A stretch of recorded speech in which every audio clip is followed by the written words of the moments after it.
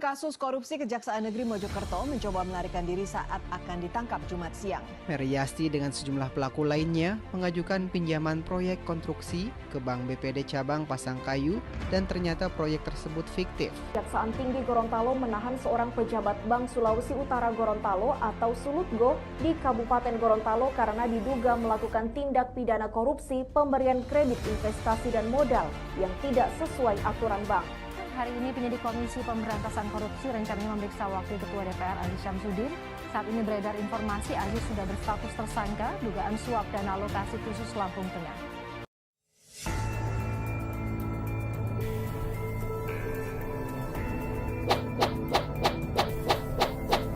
Korupsi terjadi di mana-mana.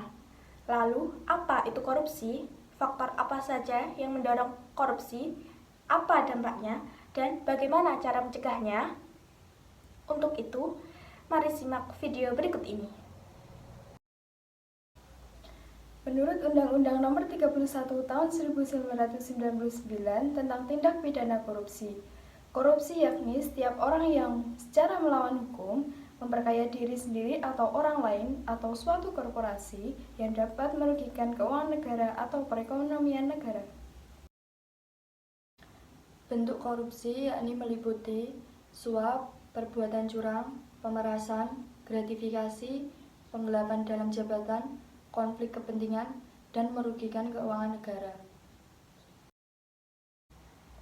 Area rawan korupsi meliputi berbagai sektor yakni sektor pengadaan barang dan jasa, sektor keuangan dan perbankan, sektor pajak dan bea cukai, sektor BUMN atau BUMD, sektor pelayanan umum, sektor aset atau barang milik negara atau daerah, serta yang terakhir penggunaan APBN atau APBD.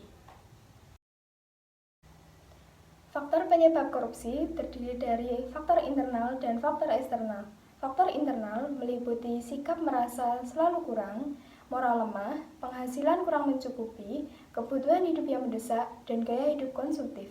Kemudian, faktor eksternal meliputi kurangnya sikap keteladanan pimpinan dan sistem pengendalian yang lemah. Kemudian masyarakat kurang sadar korupsi bisa dicegah dan diberantas. Yang terakhir, adanya peluang korupsi yang bisa dilakukan di mana saja. Dampak korupsi yakni 1. Melambatnya pertumbuhan ekonomi negara, 2. Meningkatkan hutang negara, 3. Meningkatnya kemiskinan serta meningkatnya ketimpangan dalam pendapatan, yang keempat, menghambat pembangunan, yang kelima, ketidakpercayaan masyarakat terhadap birokrasi.